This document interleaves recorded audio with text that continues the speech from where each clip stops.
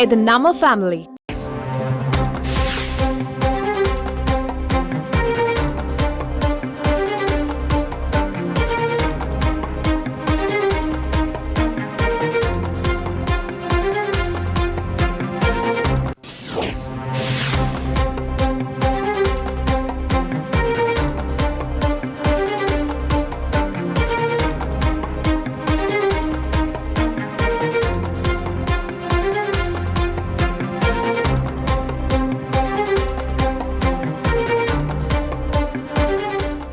அண்மை செய்தி.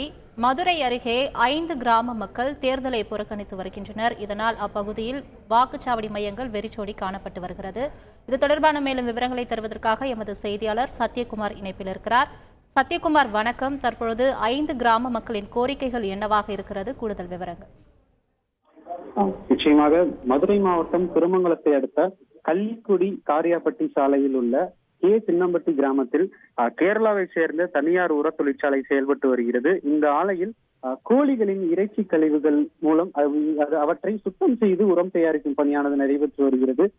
இந்த உர தொழிற்சாலையால் கே சென்னம்பட்டி, குராயூர், ஓடைப்பட்டி, மேலப்பட்டி, பேய்குளம் என 5 கிராமங்களில் இந்த ஆலைகளில் இருந்து வெளியேறும் புகையால் துர்நாற்றம் வீசுவதாகவும் இதனால் குழந்தைகள், வயதானவர்களுக்கு மூச்சு திணறல் ஏற்படுவதாக தெரிவிக்கின்றனர்.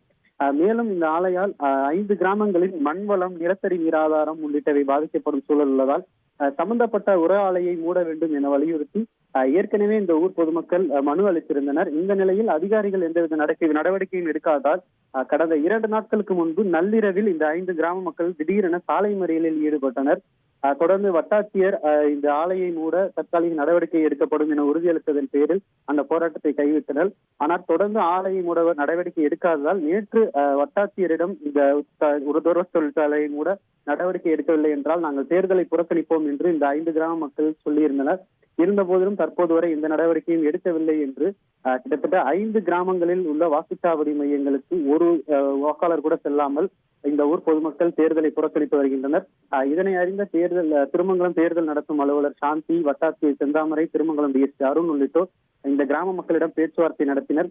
இருந்தபோதும் சம்பந்தப்பட்ட உர தொழிற்சாலை மூடும் வரை நாங்கள் தேர்தலை புறக்கணிக்க போவதாக இந்த மக்கள் தெரிவித்துள்ளனர்.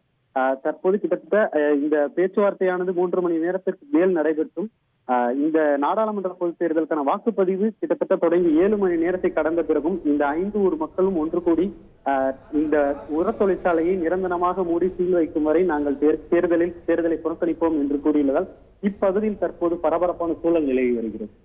விரிவான தகவல்களுக்கு நன்றி சத்யகுமார்.